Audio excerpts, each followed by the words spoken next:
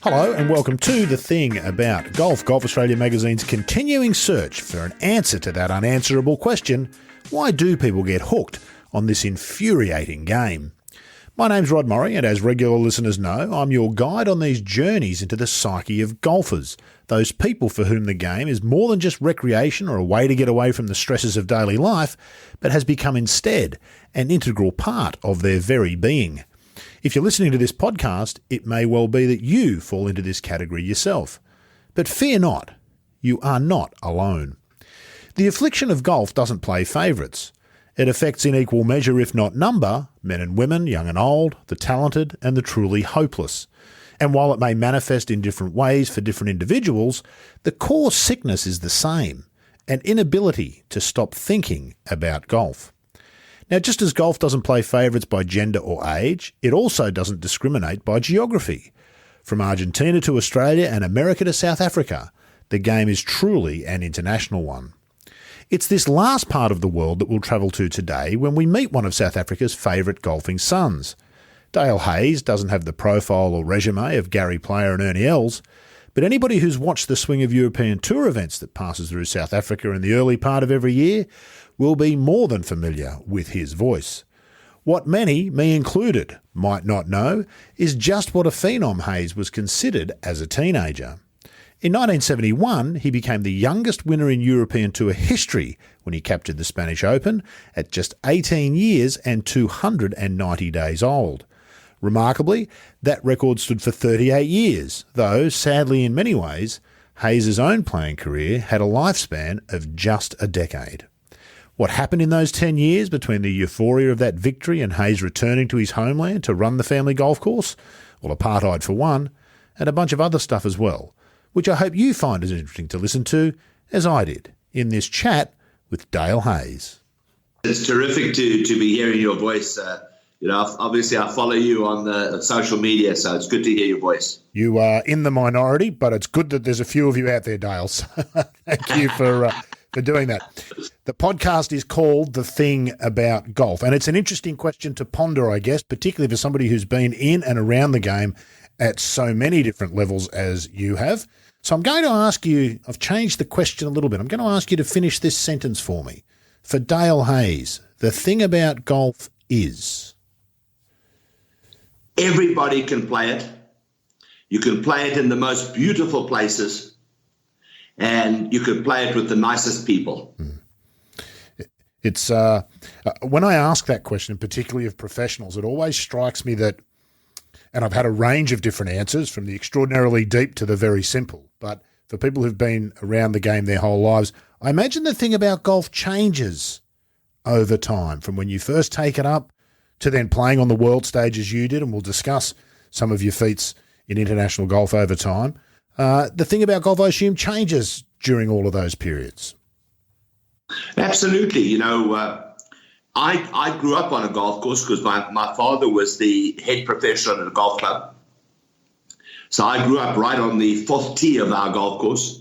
And, all I wanted to do in those days was follow in my oldest brother's footsteps. My oldest brother was a professional golfer. In fact, he won the Australian Amateur. We did. I'm going to ask you about that shortly, yes. And, I wanted to follow in his footsteps. I wanted to be a professional golfer. I wanted to play on the tour. I mean, that was from the time I was 5 or 6 years old. Mm-hmm. So that's all I thought about in those days. I never thought about the real game. Mm-hmm. Which is the game that is played by 50 million people, mm-hmm. not by just a few thousand, which is the tours of the world. Mm-hmm. So, I would say probably for the first 30 years of my life, the tours were my life, and the tours were what I thought about in golf.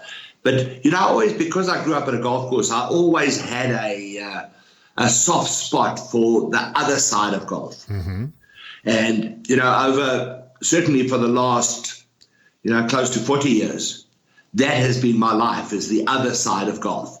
Trying to get as many people to play this wonderful game, trying to, we go around to different golf clubs and do different things and, just try and make the game more fun for more people. Yeah, we're quite evangelical, us golf nuts, aren't we? We believe everybody should have the joy of golf in their lives. We can be, I'm sure, quite painful for the non-golfers from time to time.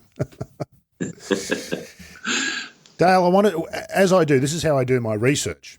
If I'm going to speak to somebody that I don't know enough about, I do a little bit of Googling. I go to Wikipedia, and then I ring Mike Clayton, because Mike Clayton knows everything about golf. And I'm going to read to you his response to me. I sent him a text, actually. I said, I'm chatting with Dale Hayes tomorrow. What should I ask him? And he said, he won at 18 in Europe. He played here in 1971, I think, here being Australia. Manly in the Dunlop, and I assume Royal Hobart in the Australian Open. Brother John won the 1963 Australian Amateur. Father was a club pro and good player. I think he won the Order of Merit in Europe in 75 with Shearer second. Went to the US, never really played as well. Ask him about breaking McNulty's putter. Got into TV commentary in South Australia, I think. Won a bunch down there. That seems a fairly... Should we end the podcast now? Has he pretty much summed it up? And he did all that without reading a thing. It was nice talking to you. Really nice talking to you. We can do this again sometime. I want to touch on all of those things, but I want to know about McNulty's putter. What's he talking about there? What happened in the late 70s, Simon Hobday and I came up with this idea of challenging any other South African professional golfers to a best ball match. And we got a sponsor who put up, in those days, quite nice money for anybody that could beat us. Mm-hmm. And all the guys came. It was one of those things that just caught everybody's attention. And, we played against Gary Player, we played against Bob Charles, we played against, obviously, all the top South Africans, Hugh Baiocchi, John Bland, all of the top South African players. And as luck would have it, we won all but one of the matches, leading up to Nick Price. And Nick Price, we played against Nick Price, and he chose a South African partner by the name of Robbie Stewart, and we beat them quite easily. And Nick Price said, just wait until I get my real partner. My real partner is McNulty. McNulty and I are going to beat you. Anyway, when we set up the match, both McNulty and Nick Price were playing great. And Simon and I were playing rubbish. So we knew we couldn't beat them. So Simon said, but right, I've got a plan. So his plan was to go and get a putter identical to McNulty's putter, which was a bullseye with a little kink in the head. Mm-hmm. And it had a blue grip on it. And we looked and looked and looked. Eventually we found this putter, identical putter. And we waited until Mark had finished practicing his putting, walking to the first tee, and we swapped putters in his bag. When he got to the first tee, the announcer said, on the tee, Nick Price, and Nick Price hit. On the tee, Mark McNulty regarded as one of the world's greatest putters. And as he said that, Simon Hobday reached into McNulty's bag, pulled the putter out, and snapped it over his knee. Well, Nick Price dived across to try and save this putter. McNulty just stood there open-mouthed. He couldn't believe what had happened. Anyway, everybody laughed, and it carried on for 3 or 4 minutes, and eventually he got the other putter back, put it in his bag, and off we went. The first hole, McNulty had about a 7-foot putt for a birdie to win the hole, and he missed that. The second, he 3-putted from 20 feet. We beat them 6-4. And he's sworn ever since that you put the wrong putter back in the bag, I'm sure. He claimed that you probably broke the real one. I'm listening to you tell that. It was a lovely round of golf. I'm listening to you tell that story, Dale, and lots of things have changed in golf, and we'll discuss some of them, but that would be an unimaginable thing to happen in this day and age, wouldn't it? Oh, it could never happen. Things like that don't happen anymore. No. I was lucky to have around me when I played the tour people like Simon Hobday, and there was another South African, Tertius Claessens, and then from Australia, Jack Newton, Bobby Shearer, Ian Stanley, Stuart Ginn, all of them just great, great characters and just fun to be around, every one of them. And all of them were up to mischief. There was always something going on. There was always somebody being ripped apart. There was always something, really strange and funny happening. Whenever I talk to players who played in that era, I always get this sense of a great collegiality between all the players, a real travelling circus of brotherhood where everybody was trying to beat everybody, but there was fun had along the way. You're still very involved in the professional game. You commentate, as I said, every year when the tournaments come to South Africa. Do you see much of that anymore? Is the game poorer for it, or could we not see the level of golf we see today if we still had the characters that we had in the 70s playing golf? I think it's a little bit of each of those. Certainly because of the huge prize money, players are taking the game so much more seriously. Also, the different ways that people are traveling, and I'm not talking about just after this COVID thing, but even before that, people travel differently to the way we traveled. We would go in and take over a small little guest house or a small little bed and breakfast in let's say we were playing in Ireland, and the place would be just full of South Africans, Australians, and New Zealanders, and that we all would go out to dinner together and all that sort of stuff. That doesn't happen today. People travel with their wives and families. And it really boils down to just money. Yeah. In those days there wasn't the money, to be able to travel with your wife. Very few players traveled with their wives, and there just wasn't the money to be able to do that. And today there obviously is a lot more prize money. Certainly, the players do take it far more seriously today. They practice far harder. In our day, you could count on one hand guys who really worked hard on their games. They really practiced, spent a lot of time on the practice team. Nowadays everybody does. And I think that's changed a lot as well. Right. Is one better than the other, Dale? I suppose you can make arguments for both, can't you? I think money's hurt the game. I really do believe that. And I'm not envious at all. I really am not envious. I'm not envious. I would never, for all the money in the world, change my 10 years that I played on the professional tour. I would never change that because I honestly believe I played at the perfect time. But I think money's hurting the game, and I think it's hurting the game internationally, not in America. No. America are always going to be able to see the very best players. But you remember, I'm not sure how old you are, whether you remember Jack Nicklaus and Arnold Palmer and Tom Watson all coming out to play in the Australian Open. Yep. The year I played, they all played. I went in 1971, 1972, and I think about 1976 or 7, I played in the Colgate tournament there. So I went to Australia 3 times to play. And every time I played, there were the top players playing. Yep. Well, you're not going to see that anymore. No. You're not going to see a tournament where you have Tiger Woods, Phil Mickelson, Brandon Chambao, Dustin Johnson, and Rory McIlroy all playing in Australia. Yeah. So I think it's hurt the game from that point of view, because the same thing is going to happen in South Africa, in South America, in Europe. They're never going to see Tiger Woods and the very best players in the world.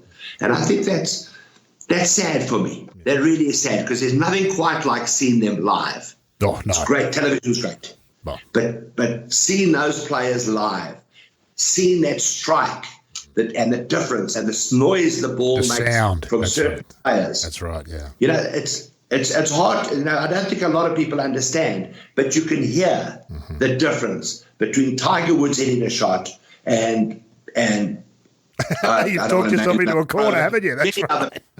Many other pros. Yes, indeed. It's true, and you're right. Even a lot of golfers in the modern era, I think, don't appreciate what the golf is like. I've often thought that the PGA Tours here in Australia should have a campaign every year, which is get to the golf. There's nothing like live golf. It's a sport you can't appreciate on television.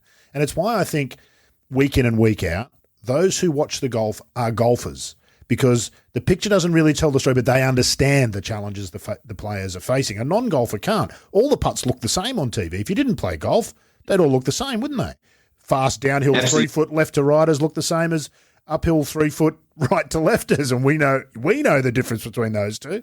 The non-golfer doesn't. Thank goodness, from a television point of view, it's a beautiful game to watch. The golf courses are lovely. The players, are young and they look good and they dress brightly, and so I think that does attract a certain amount of non-golfers. But you're 100% right. You've got to be a golfer to truly understand the game. And even today, and I'm sure if you ask Jack Newton or Bob Shearer or any Mike Clayton, any players who played 20, 25, 30 years ago, I'll bet there's still people who come up to them and say, I watched you play in such and such a tournament in 1980 or 1985 or 1990 or whatever the date might be.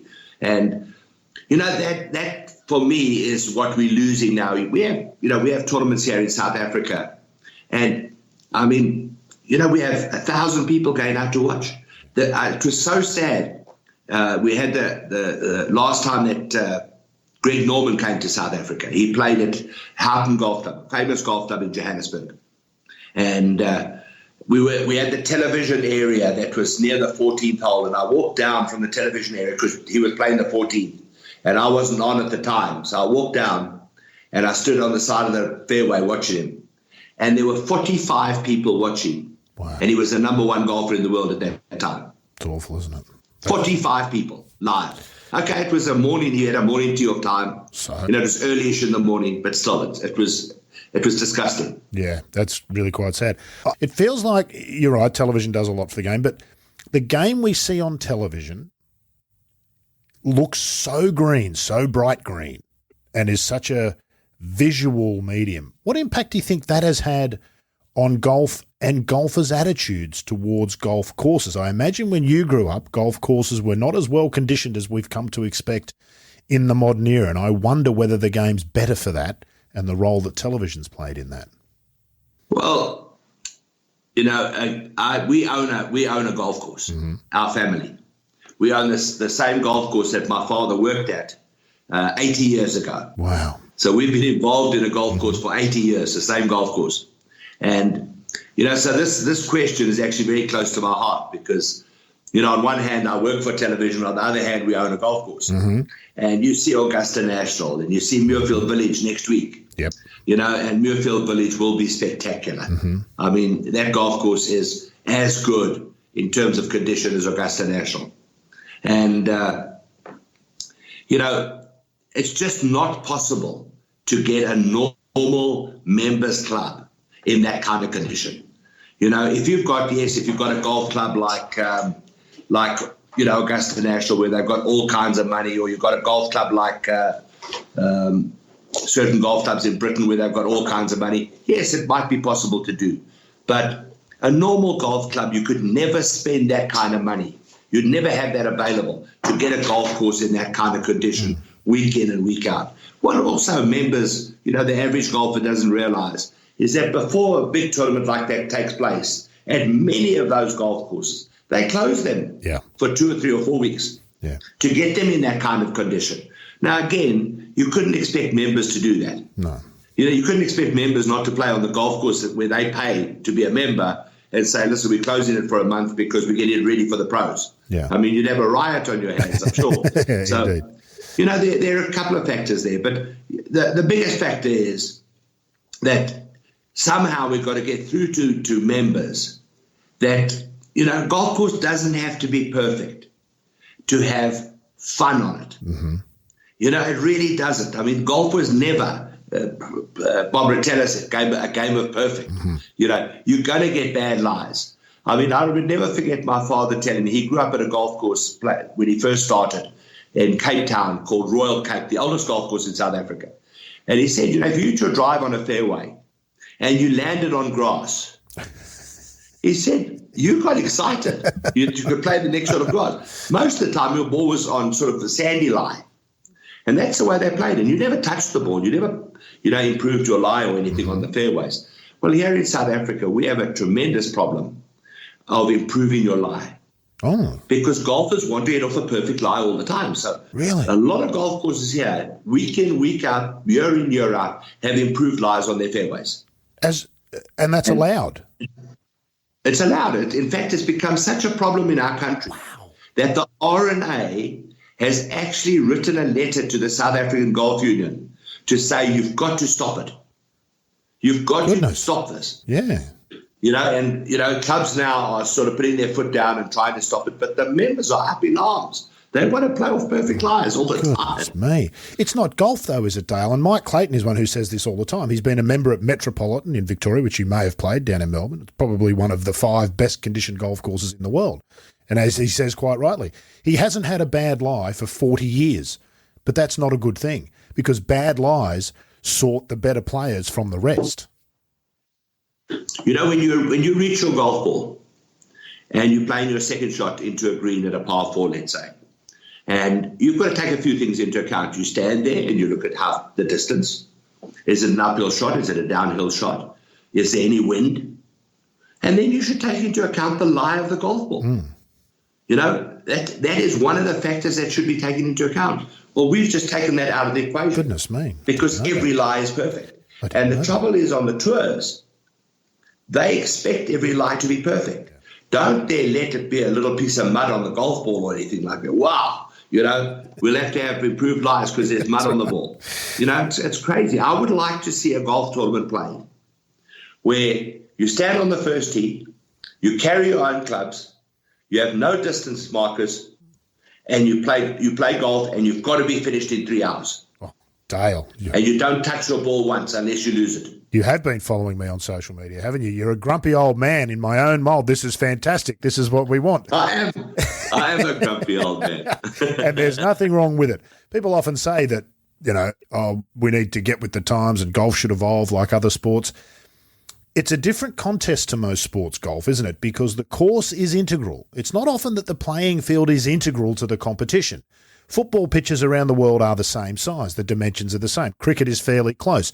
Tennis, we know, is defined by lines. But the golf course, the battle for professional golfers is both against the other players, the field, and the golf course, isn't it? Which ultimately means that it's against themselves. So the easier you make the game, or the more the game evolves, we've just watched Bryson DeChambeau win, averaging 350 yards off the tee. I'll repeat that for you, Dale. 350 yards average, which means he hit as many further as he did shorter.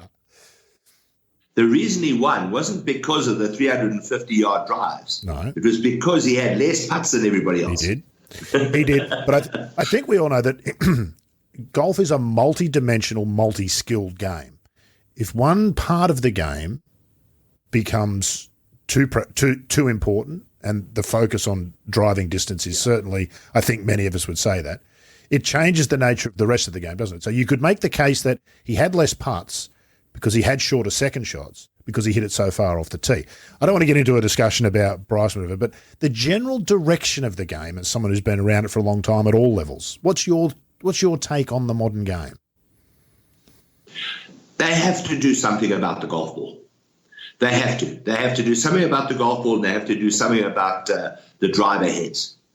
You know, unfortunately, all the research, the design and research money has gone into hitting the ball further. Okay, and it's worked for the top players, but it hasn't worked for the people who need the distance, which is the 50-year-old 10 handicap golfer. He's maybe got 3 or 4 yards. He hasn't even noticed it. It's so little. So, you know, it's exactly the wrong way around. What we need to do is find clubs that make him hit further, but make the tour pros that hit not as far. Yeah. So that's not going to happen because I don't think that's possible to do. But, you know, what we can do is have a tournament golf ball and have a regulation for tournament play where there's a restriction on golf clubs, you know, on drivers. You know, irons, you know, you see sometimes you see a guy hitting an iron astronomical distance. But in a lot of cases, a lot of that is just the lofts have been bent stronger. Sure. You know, in a 5-iron now is a 3-iron, you know, that's been bent to almost a 3-iron. So, you know, I don't think irons are too much of a problem. The driver is the problem and the golf ball is the problem. The second problem with the golf ball is it just goes too straight. Yes. You know, a guy like Lee Trevino or Seve Ballesteros or, you know, the real geniuses. I mean, everybody, Jack Newton, you know, Jack used to hit every shot. He used to shape every single shot he played. Bruce Devlin, Bruce Crampton, you know, all the great players, Peter Thompson. They used to shape the shots that they played. You know, you don't do that anymore. Everybody stands up now, aims it straight at the flag and tries to hit it straight at the flag. You know, there's no playing to the left of the green or to the right of the green.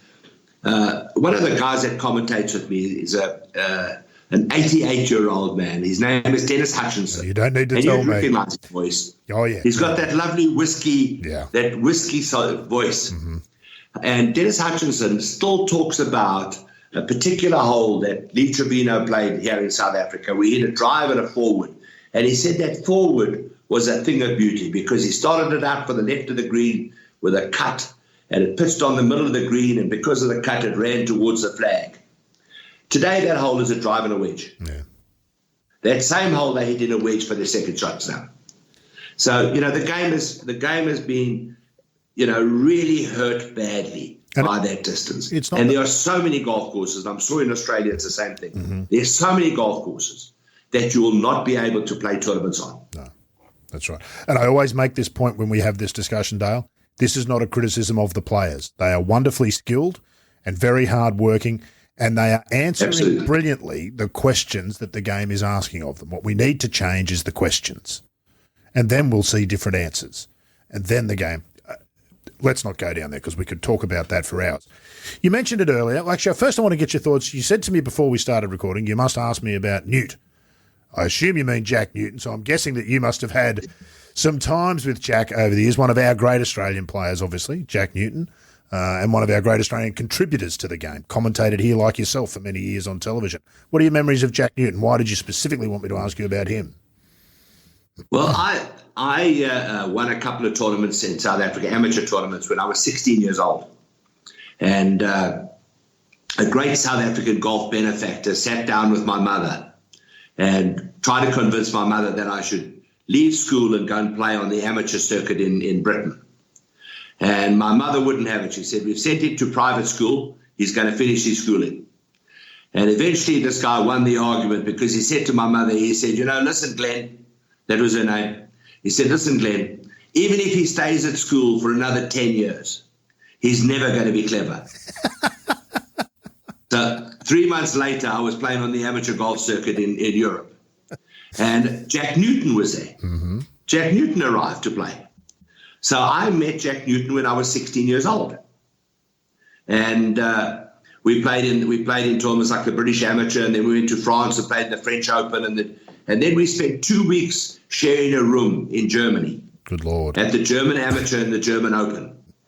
But now, I'm not sure exactly how old Jack is. I would say Jack is probably 71 or 72. Does that sound right? That sounds about right, yeah. I think he's 2 or 3 years older than I am. Mm-hmm. So, when you're 68 and 71, it's not a big difference. But when you're 16 and 19, it's a huge difference. Yeah, very much, yeah. And I'm sharing a room with Newt. And, Newt was a ladies' man. He liked the ladies in those days. And, well, I'm sure he still does. And, I learned, let's just say I learned a lot. I arrived in Germany. I was 16 years old. I left 2 weeks later. I was 43. I think you've just summed up Jack Newton beautifully. That is one of our great icons of golf.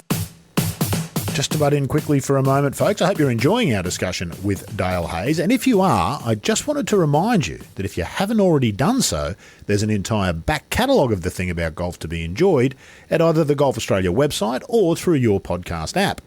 If you haven't yet done so, subscribe to the show via Apple Podcasts or Spotify or Google Podcasts, and you'll get access to all 23 of our previous episodes. From the high profile like Mark Leishman and Kari Webb, to some lesser known but still fascinating characters like Barnbougle Dunes owner Richard Sattler and Royal Melbourne Course Superintendent Richard Forsyth, there have been some terrific insights along the way. And if you like what we do here, tell a friend that might be similarly inclined. The more the merrier when it comes to in-depth golf discussion. And remember, it's all free and delivered straight to your device without you having to do a thing. So go and subscribe now, and in the meantime, back to Dale Hayes. Strikes me there are some similarities between the cultures of South African and Australian golf, Dale. I just listened to your fabulous, I mentioned this podcast probably too often, you did a fabulous interview with Richard Kaufman last year on his The Round podcast. And you talked about the lack of television golf in South Africa. Where did you get your golf information from? Why did you want to be a tour professional if you weren't getting to see it on TV? What did golf look like for the spectator or the fan in the 60s and 70s before television came along? Fortunately for us in South Africa, in the 40s, 50s, and in the 40s and 50s, we had Bobby Locke, mm-hmm. who was one of the best golfers in the world. Mm. And Bobby Locke brought out a lot of players to play exhibition matches, one of which was Peter Thompson. Peter Thompson, that's right. He played a whole lot of matches against Peter Thompson in South Africa in the early 50s. He played against Sam Snead. In fact, against Sam Snead, they played 13 individual matches. Sam Snead won one, they halved one, and Bobby Locke won 11. Wow. Of the matches. Wow. And then, of course, in the middle 50s, Gary Player started. And he started winning in the sort of late 50s. He started winning tournaments. He won the Open Championship in 1959. He was second in the US Open in 1958. And then Gary was, in every newspaper, there were things about Gary Player. So, Gary was everybody's hero. And everybody, when Gary teed it up in a tournament, everybody came to watch because there was no television in those days. And Gary brought out many of the best golfers in the world. He brought out, the first one was Tommy Bolt. He brought him out after Tommy Bolt won the 1958 US Open and Gary was second. He brought him up. He brought out Arnold Palmer in the early 60s, Jack Nicklaus, Billy Casper, Lee Trevino, Seve, Gene Littler. Oh, the list goes on. So we got an opportunity of seeing those players live. Now, I was even more lucky because every one of those matches, barring the one against Tommy Bolt, they played a match at our golf club. Oh, wow. So I was incredibly lucky. For example, he played against Jack Nicklaus, and the match was going to be on the Monday, but they came and had a practice round on the Sunday afternoon. So we got to watch 18 holes with Jack Nicklaus, and there were 20 of us. Wow. Walking around with Jack Nicklaus playing 18 holes at our home golf club. Goodness me. So, we were very lucky from that point of view. But the biggest thing was the fact that Gary Player was just, everywhere in the media. Everybody was following Gary Player. A lot of our other sports, we weren't allowed to play. We were banned because of apartheid. And so, that Gary was the guy that was flying the South African flag wherever he went. In Australia, he won your Open, I think, 7 times. Yeah. He won the Open Championship. He was winning in America. He was winning all over the world. And that's what, made us keen on golf. We only got television in 1975. Yeah. It was the first time we got television. It's remarkable, isn't it? So it would have taken quite some years before that sort of spread through the whole country, and it was common for people to have televisions because that's the story of television. 1 or 2 per street for the first year or two, but until they become cheap enough for everybody to do it. Now, of course, we have them in every room in the house and don't bother turning them on anymore because everything's on the phone, Dale, so you don't even need the television. You don't need a TV anymore. No, how the world changes. What you're describing there in the 50s sounds very much, obviously we had television as well, very much like the Greg Norman experience for Australia in the 80s, and that led to a golf, well, whether it led to, it certainly contributed to a golf boom that we still talk about today as the halcyon days. Is that true still in South Africa? What's the game look like in South Africa in terms of popularity now? Is it having struggles the way we seem to see in most parts of the world? The game of golf, we have fewer golfers in South Africa every year. The numbers go slightly down.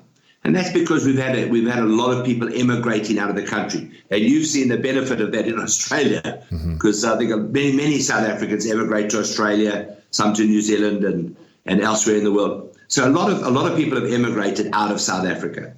And those are the kind of people that would be golfers. Right. So the numbers of golfers have gone down. We've probably got close to 500,000 people who play golf in South Africa. But of that, less than a third of that are registered golfers, right, who are members of clubs, etc.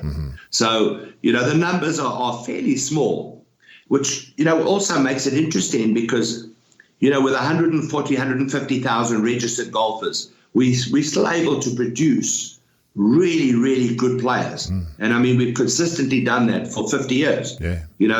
Having top players on the European Tour, top players on the PGA Tour.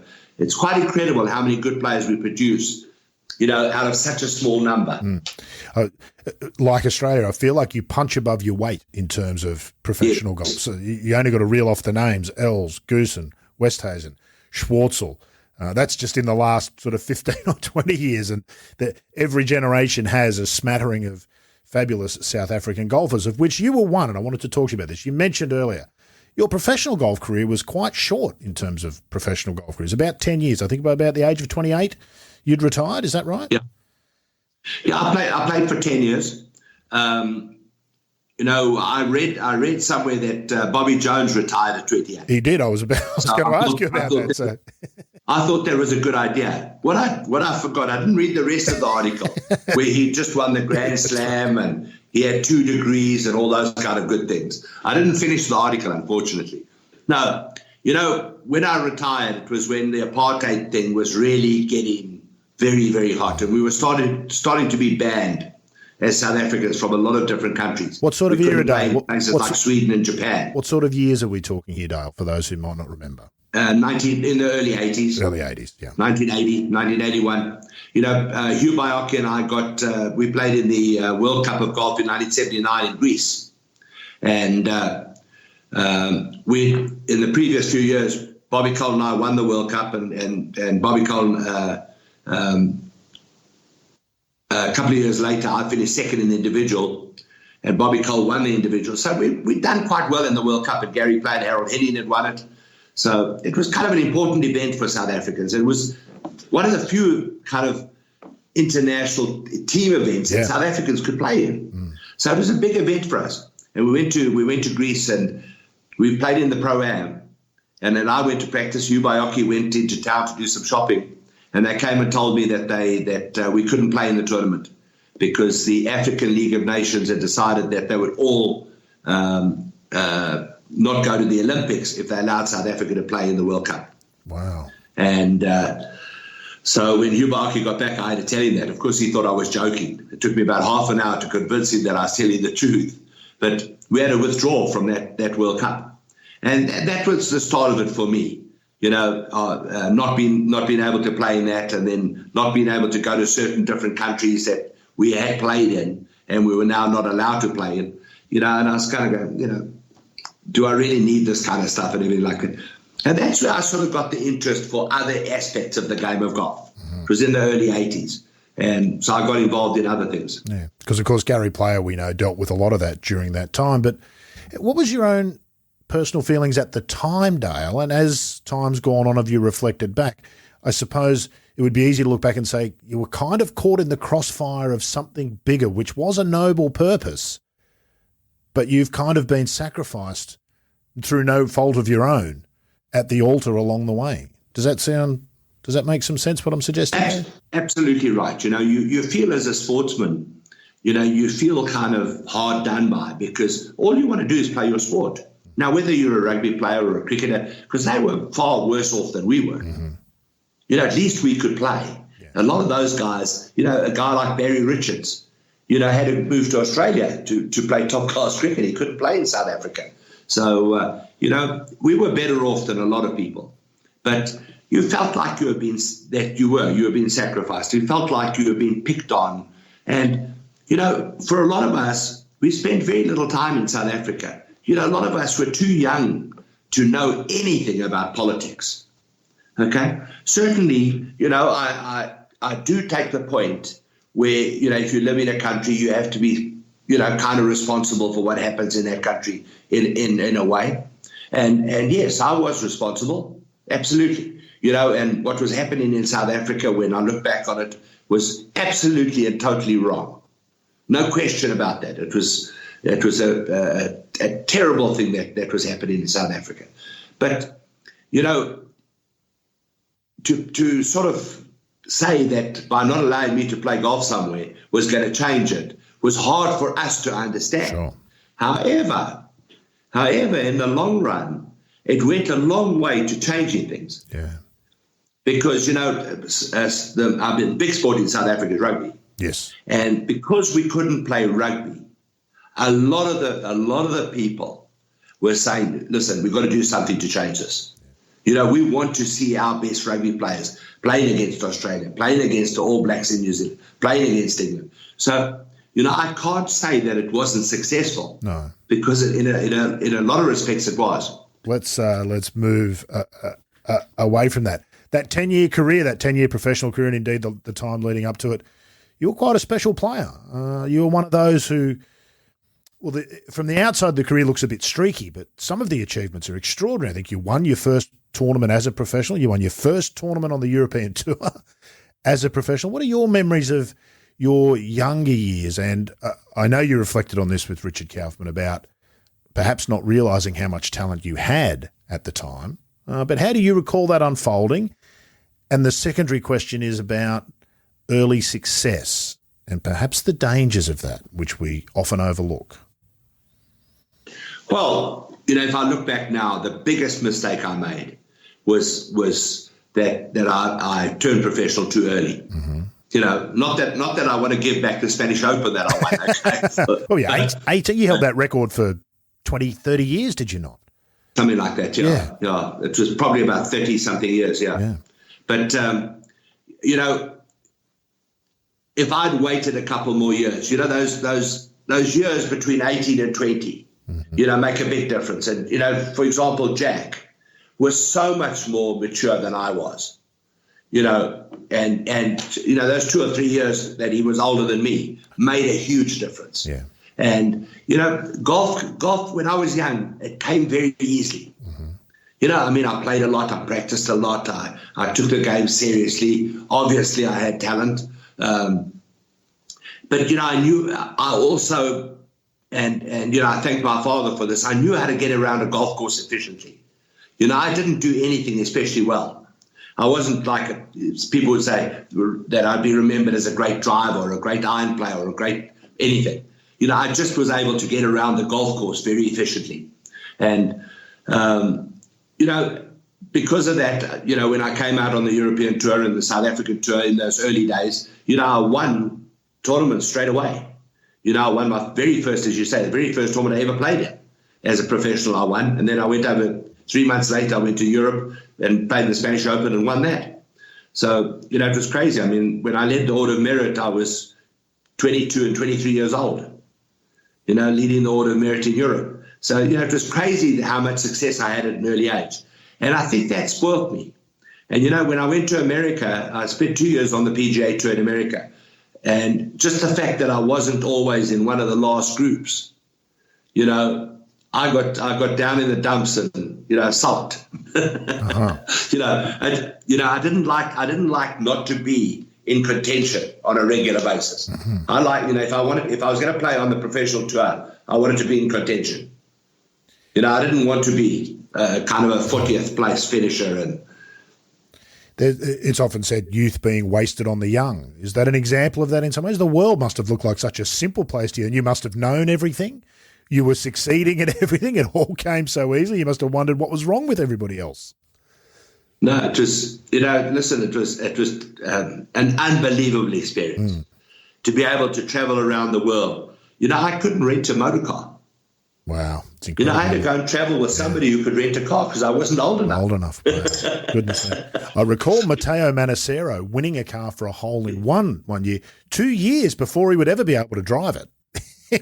I think he was 17 or something, and at the time you needed to be 19 to be able to drive the car.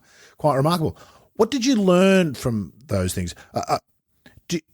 It feels like a bunch of things happened which perhaps cut short a career which could have still been anything. 10 years is not a long time in golf, and 28 is not old in golf. There's a lot of golf left in a player at 28, and in fact we used to think back in the day that a player really didn't start to mature until their 30s.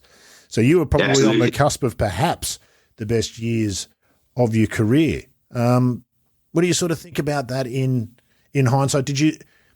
Would you swap it? Have you learnt something from the way your life has unfolded there that you couldn't have learnt had you had the career that looked like you were heading for? That's a crazy question. I don't know what I'm trying to ask. But you don't learn anything in golf from winning. Mm. You learn from losing. That's the one thing I've realised. Winning, all you do after a win is you go and celebrate. You don't think back. You never sit there and think, wow, if I hadn't made that putt at number 15, or if I hadn't hit that great chip at number 11, or the good iron shot at number 13, whatever it was that allowed you to win. You don't ever think like that. You just go and you celebrate your win. Mm-hmm. But when you lose, mm-hmm. you analyze why you've lost and what went wrong and what you can do better next time and all that sort of stuff. And, I wish I had a little bit of a slump in 1972 when I was 19 years old. So my second year on the tour, I had sort of a 3 or 4 month period where I didn't play so well. and I was missing a few cuts and stuff like that. But other than that, all the way through till the time I went to America, okay, I played very consistently well. I was winning 3 or 4 tournaments a year, in South Africa and stuff like that. So, it really was just, the bottom line, it was just too easy. And I wasn't used to struggling. I'd never really struggled, and, when I look back, I wish there was a period where I really had to fight to do well. That only came after I got out of golf. I went into business and things didn't go well, and I had a fight. And that was the first time that I had to actually, get back on my feet and start again, and, really I think for most people, if that happens earlier in your life, I think that's really good for you. That you have to be tough and you have to fight for something. Tiger's been incredibly lucky. In terms of he's had a lot of issues as well, and certainly a lot of health issues. But from the time he started until 2008 or whatever it was, he was unbelievably lucky. I mean, he never had any sort of period where he really, dipped down. Perhaps he was just so talented that it was never going to happen. But he was very, very, very fortunate. Even Jack Nicklaus had a couple of periods in his career, where he struggled, where he had a comeback. 1980 being one. He went for lessons with Phil Rogers, short game lessons, changed the way he was pitching and chipping and stuff like that. And so he went through some difficult periods. But I think it's important for people to have that. That's what builds your character. They're the bogeys of life, aren't they? You can't go through a golf career without making bogeys. You can't go through life without a couple of bogeys. And we know that the best golfers are the ones who can put the bogeys aside and come back with a birdie to offset. You never get it back, as you never get a bogey back, he'd say, but you can offset it by making a birdie. And I suspect that's possibly what you're talking about. Is that? Well, I'm even talking about worse than a bogey. I'm talking about, going through some times where maybe there are a couple of doubles thrown in or even a triple. Even, God forbid, dare we say it, a shank. No, don't use that word. God, don't say it. I've heard other pros use the word lucky sometimes with Tiger. I don't think anybody's suggesting he's a lucky golfer, but it's interesting, isn't it?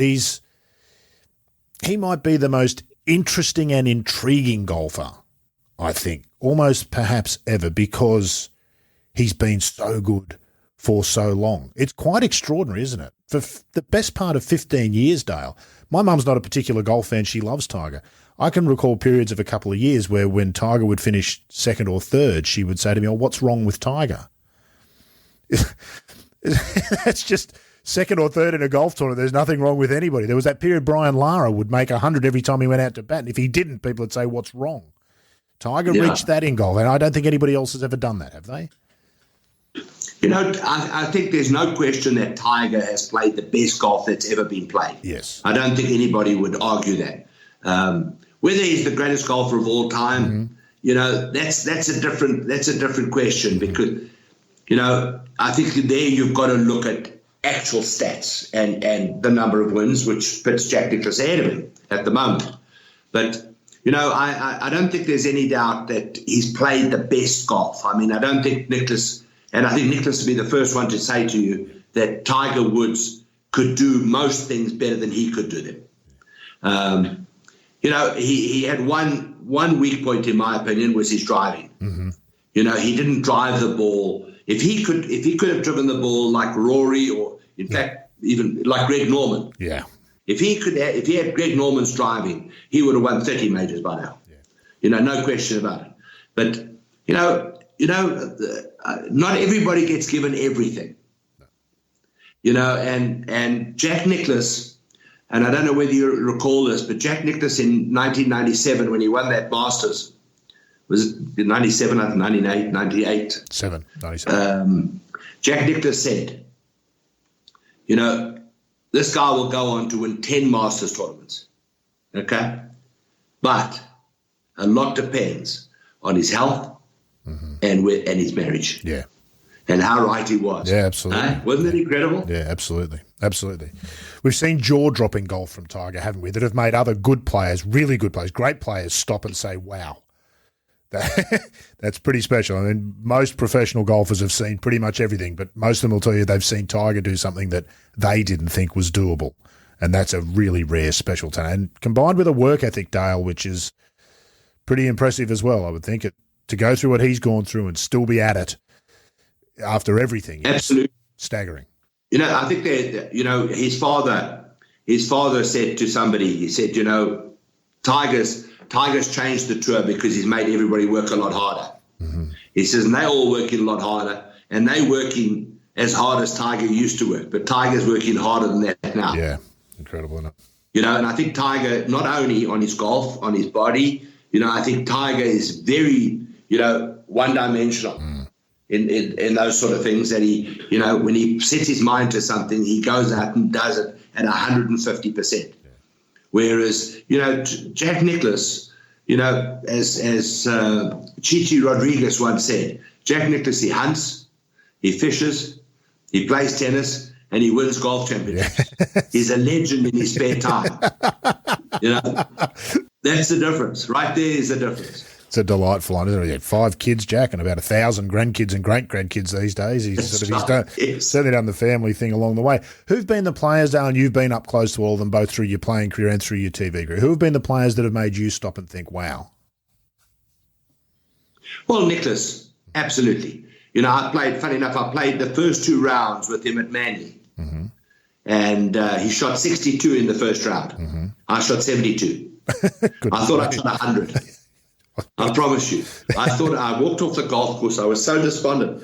When I actually signed my card and I saw 72, I got quite excited. It's not too bad. I thought I'd scored about 100 next to it.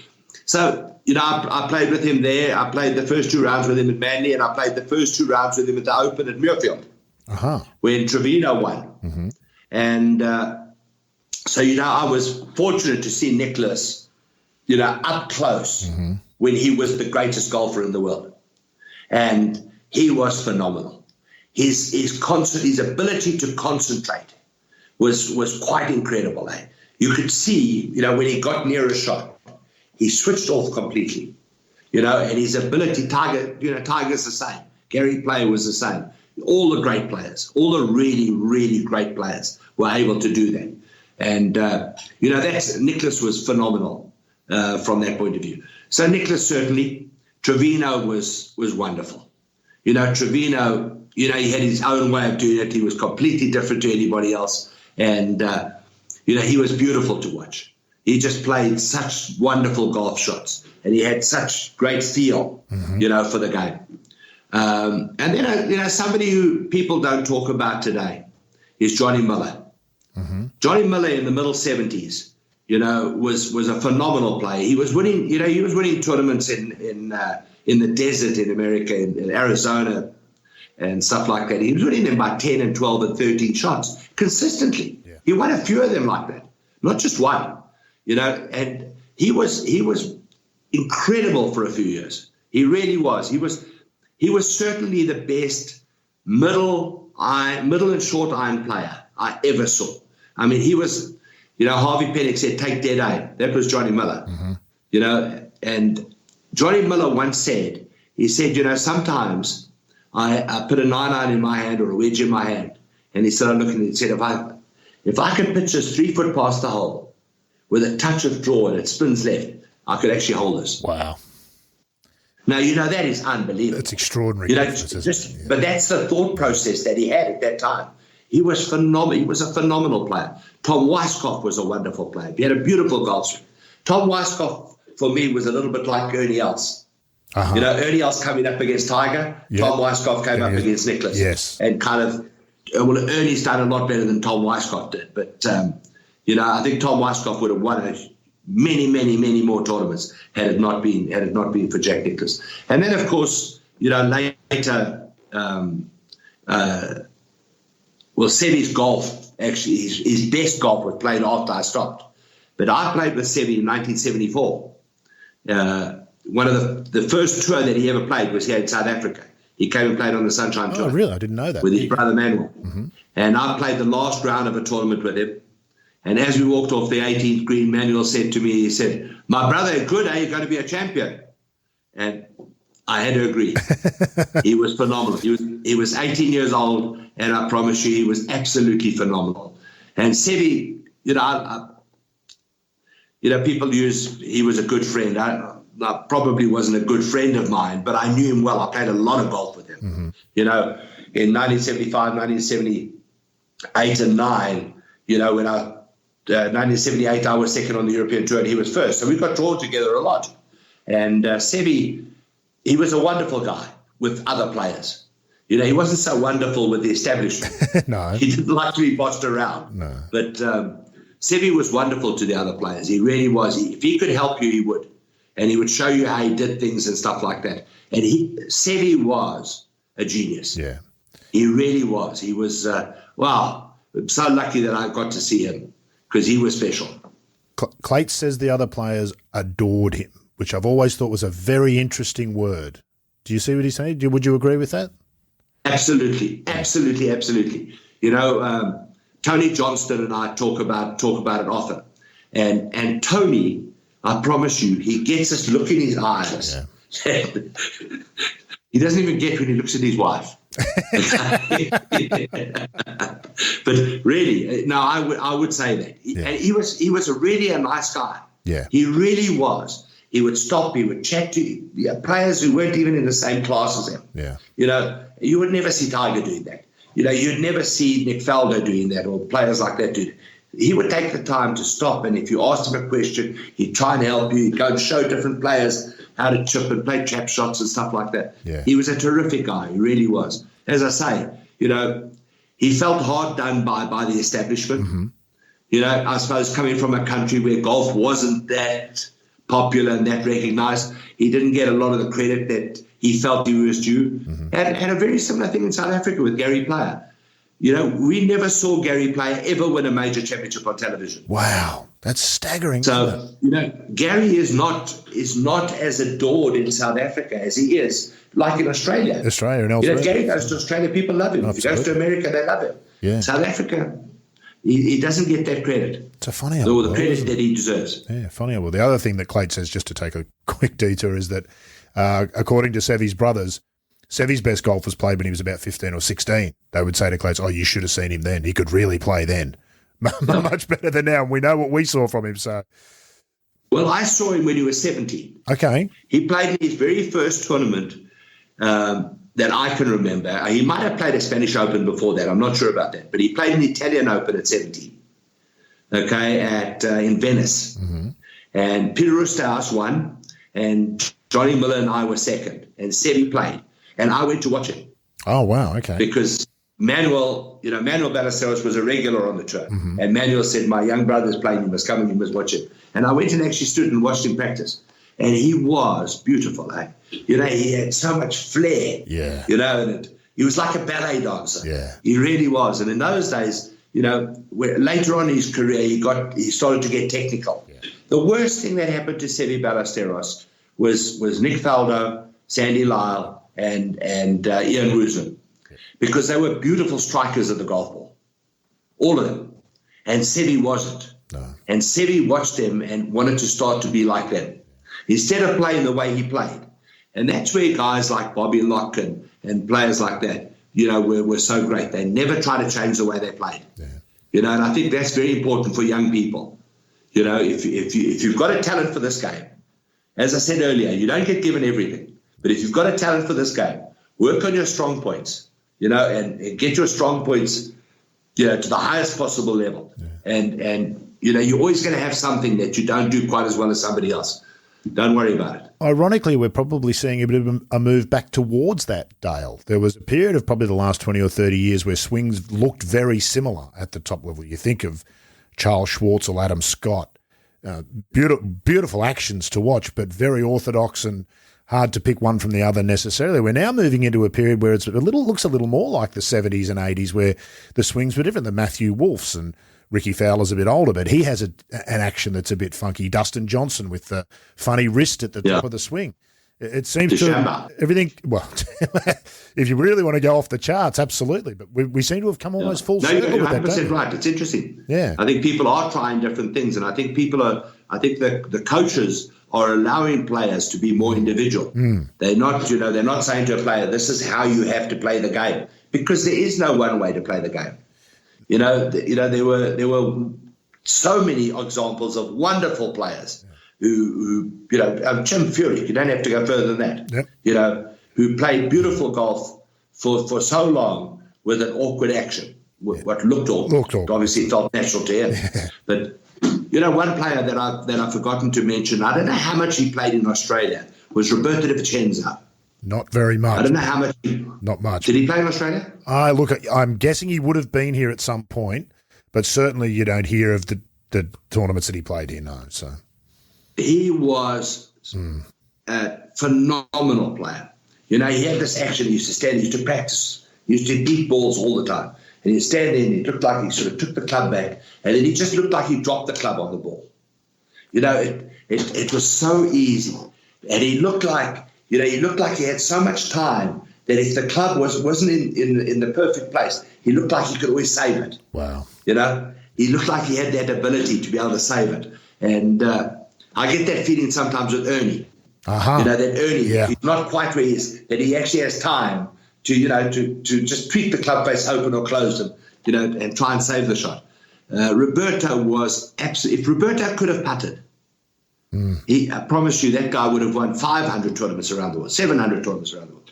I mean, there would be no limit. And the incredible thing, he was always a club professional.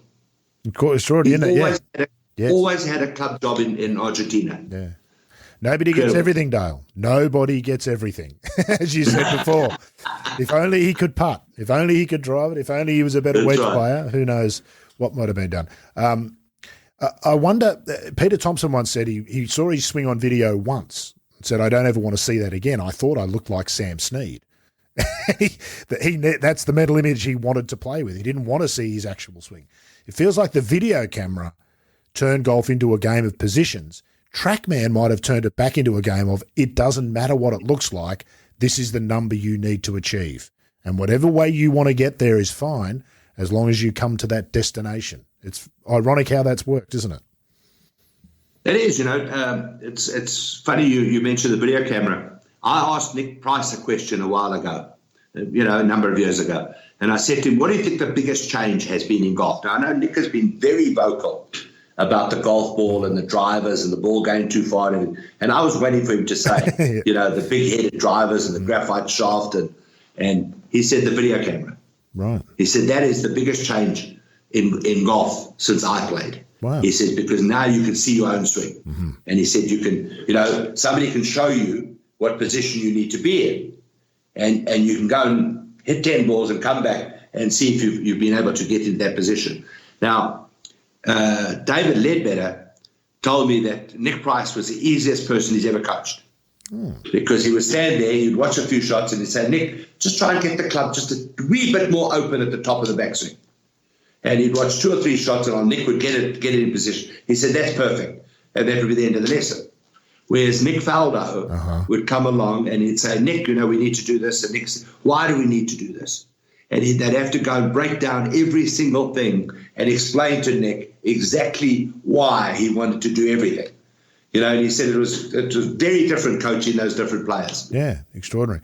We underrate Nick Price, don't we? We forget how phenomenally good he was for a period there in the early 90s where he was clearly the best player in the world by some margin. What a fantastic player.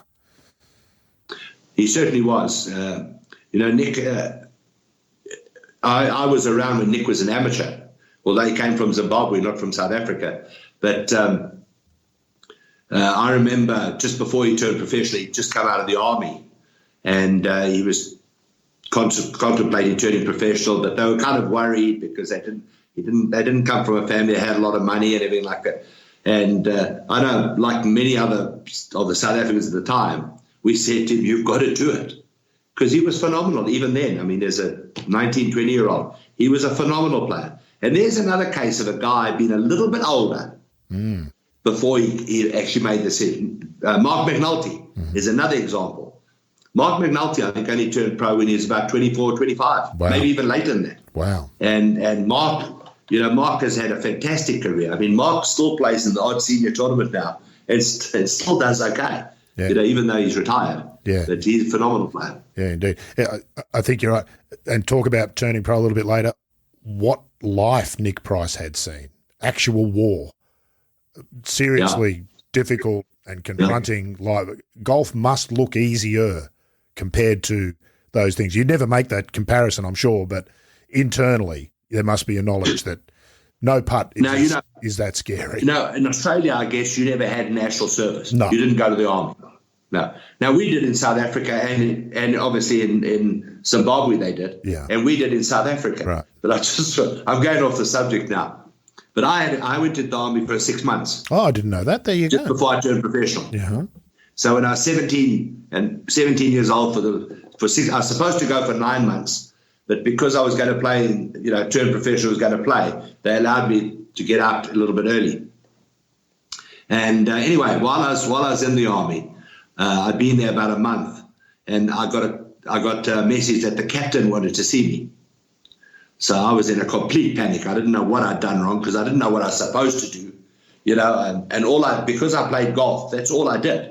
I played golf and I painted buildings. Uh-huh. They wouldn't allow me near a gun or anything like that. Well, you weren't that clever, Dale. So, we already established that. Exactly. So anyway, I go into the captain's office. He picks up a piece of paper. He said, Hayes, I've got an invitation here. They want you to go to the Sportsman of the Year dinner. So I said, yes, Captain. He said, okay, Hayes, you can go. So I said, thank you, Captain. And I turned around and I walked out. And as I got to the door, he said, Hayes. So I turned around. He said, Hayes, wear your civilian clothes because you're a bloody disgrace to the army. No more 10 years of school and no more 10 years in the army for you. You had no choice but to become a golfer. Of all those great players you talked about, Dale, and the things in the you talked about Nicklaus's concentration and Sevy's beautiful hands and wonderful flair and all those sorts of things. How much of that are you born with and how much can you learn, do you think? You've seen them up close. Is it a gift? Was Nicklaus's concentration a gift? Which is not to say he didn't work at it and improve it. But can you learn what Nicklaus had? I think a lot of it you're born with. I think you can learn, no question about that. But I think when I look at Nicklaus's concentration, he was born with that. Gary Player's determination, born with that. Arnold Palmer's passion, born with that. Bobby Jones's integrity, born with that. Seve Ballesteros' imagination, he was born with that. So yes, certainly there are things you can learn. But again, it gets down to learning the things that you're not born with. So Nicklaus, probably had to learn certain things in the golf swing. He was fortunate enough to have a coach from a young age, same as Tiger. Had a coach from a young age. Arnold Palmer had his father. Gary Player, when he started, had his father-in-law, Jock Vervey, who helped him. The earlier players, it was far more difficult for them. Today, if anybody's got talent, straight away they put into some sort of academy and they start getting coached by top coaches. But, you go back to Peter Thompson, and there was one of the most simple golf swings you could ever imagine. Now, who taught Peter Thompson to do that? Peter Thompson. It's quite incredible. That is just pure natural talent, isn't it? Yeah. Nobody was there to tell him that's how you've got to swing the club. Bobby Locke, Bobby Jones, Ben Hogan. Ben Hogan, he learnt it all in the dirt. Yeah. Didn't he? Just practiced and practiced and practiced until he discovered how to hit a golf ball straight. But then again, Sam Steed was born with that magnificent golf swing. So, yes, you're born with some things, and I think some things you have to learn. Yeah. It's a funny old game, isn't it? As I said, it's so multi-dimensional that the 300-yard drive and the 3-inch putt count for exactly the same, which brings in the mental side of the game. Because if you can hit it 300 yards and miss from 3 feet, nothing would drive you madder. It's an extraordinary game, isn't it? It's an extraordinary series of questions it asks. Well, the thing about golf is, and, this is where the distance thing becomes quite interesting, is, par fours, it's going to take you 2 shots to reach. Par fives, it's going to take you 2.5 shots to reach. Okay? Because you're not going to hit every par 5 in 2. So it's going to take you 2.5 shots. Par threes will take you 1 shot. So that's a given. Okay? What's not a given then is the shots around the green. If you do miss a green, putts aren't a given. So then it gets down to who holds the putts, which obviously also depends on how close you hit the iron shots. Yeah. But who holds those putts, and you can have a day where you hit your iron shots all very close and just don't make a putt. You can have a day where you hit them 30 foot and make 3 30-footers, and chip in on one hole, and the next thing you've shot a 66. Yeah. So it's such a complicated game, and it's different all the time. Yeah. Yeah. I remember one of my favourite lines ever about putting was, all putts are a 50-50 proposition. They're either going to go in or they're not. It's absolutely That's right. From 50 feet or a foot, it's 50-50. Nowadays, I've got the chipping yips. Okay? I can't chip, so I chip with a hybrid. Uh-huh. Okay, but I can still putt. My putting is still, and it's always been, because when I get over a putt, either I can sink it or it's going to miss. Yeah. It's as simple as that. So get up and hit it. And now with chipping, it's not that simple. No, it's not. Because chipping, either I'm going to duff it, or I'm going to hit it thin, or it's going to go in the bunker. Yeah, absolutely. Dale, I've just had a look at how long we've been talking for, which is crazy, but it's been fantastic to catch up with you. We look forward to hearing you on the television again. You mentioned that you and I know that you send out some golf newsletters. You send them to me. There's an awful lot of work in that. Why do you do that? What's that about? What's that? What else do you do? Obviously, we know that you only played for the 10 years, but you've been in golf all the time. We know that you're on TV, but it leaves a lot of the year that we don't know what you're up to. What are these other ventures? Well, as I say, our family, we own a golf club. Mm-hmm. So right now I'm in my office at the golf club, and my son works here. My ex-wife works here. Fabulous. My current wife works here. Right. There's probably another hour and a half in that, Dale, but we won't go down that road. No, you've got to have courage in life, eh? You've got to have courage. You've got to make sure that your alimony and your salaries is the same thing. You're a brave man, is what I would say, yes. Wonderful stuff. So I keep busy, but the newsletter is just, it's something we started to do years ago. Mm-hmm. And my wife and I do it, and it's just something that has become very popular in South Africa. Wonderful. It's a way that people can spend 5 minutes on a Monday morning or 10 minutes on a Monday morning and catch up with what's happening from a South African point of view mm-hmm. to our players around the world. Yeah. Whether it's amateur golf, professional golf, whatever it is, with a little bit of other news. Yep. So, we've been doing it for 8 or 10 years, and we enjoy doing it, and people enjoy getting it. So we just keep doing it. This game and the future of this game, Dale, relies on people with passion, and you're one of those people, and talking to you, that shines through. For that, we, the game, thank you, and for your time today, I thank you. It's been wonderful to catch up. Really appreciate you doing it. Thank you very much, Rod. I appreciate you allowing me to be on, and anything you ever need in South Africa, just get in touch with me. We'll try and help you. What an intriguing and charming character, and what a passion for the game. I hope that you, like me, have enjoyed discovering a bit more about what has been a fascinating life. And if you are anything like me, you can't help but wonder what might have been for Dale and the golf world, if not for the apartheid regime. Well, that's it for episode 24 of the show, but I hope you've made the effort to subscribe, because on episode 25, we're going to meet a player who is the very epitome of a humble champion. I do look back at some of those times, particularly early in my career, and I wish I believed I was as good as I was playing. That's two-time Australian Open winner Greg Chalmers, next time on The Thing About Golf.